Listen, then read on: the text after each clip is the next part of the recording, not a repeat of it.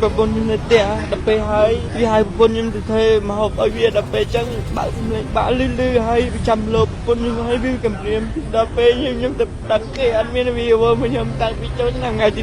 2ហើយដៃខ្ញុំចឹងទៀតហើយខ្ញុំអត់មានលុយអត់មានអីហើយមិញមកមួយខែអីគាត់មកតែខ្ញុំនឹកគាត់ថាគេ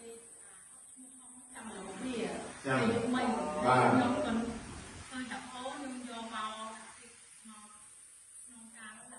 មកបោះមកបលេមកទៅដាក់ទឹកផ្ដាំហ្នឹងហើយដល់ពេលគាត់កុំបោះនេះគាត់សរសេរហេតុការណ៍នេះសួរពីសួរវាមិនពីដើមតពីដើមនេះកុំឆ្លៃដល់ពាក់តាកុំដើរទៅលុយហើយគាត់បោះដៃហើយខ្ញុំក៏ទៅហើយទៀតហើយដល់ក្រៅវាថាបាច់ចង់បាច់អីទៅបាត់ហ្មងចឹងដល់ពីថ្ងៃដែលគាត់មករហូតដាក់ទឹកផ្ដាំគាត់មិនផ្ដាំមិនដល់អីរហូតដល់ថ្ងៃហ្នឹងអត់ដល់គាត់ទៅណាទេបាទចឹងតាំងពីថ្ងៃហ្នឹងមកអត់មានចូលទេមួយស្រីឯងអីសួរនាំទៅដាក់អីតទៀតអត់សមមកបាត់ឈឹងមកបាទចឹងហើយគឺមកតែបងទៅមួយហ្នឹងហើយ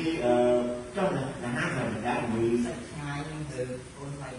ចឹងឆ្ងាយទៅអូនស្រីរបស់មួយស្រីនេះចឹងឆ្ងាយទៅគឺបងចឹងហើយបាទចឹងក្នុងថ្ងៃហ្នឹងឆ្ងាយនៅបានមកដែរបានមកដែរចឹងពេលដែលពេលហ្នឹងសមត្ថកិច្ចយើងពុំស៊ូនាំបាទហើយគឺនោះពួកស៊ូនាំគាត់គោបានក្រោកអាចទៅចាំពេលនោះសហាយមានបានគឺការហៅគាត់ឲ្យត្រឡប់មកវិញនេះដែរហើយតែគាត់អត់មកហើយគាត់មានព្រឹកទៀតទៅមានថាឈប់មិនអីថាមិនអីទៀតទេចាំមិនអញ្ចឹងចឹងគាត់គួរតែបាក់ដែរបាទបាទគាត់នេះមក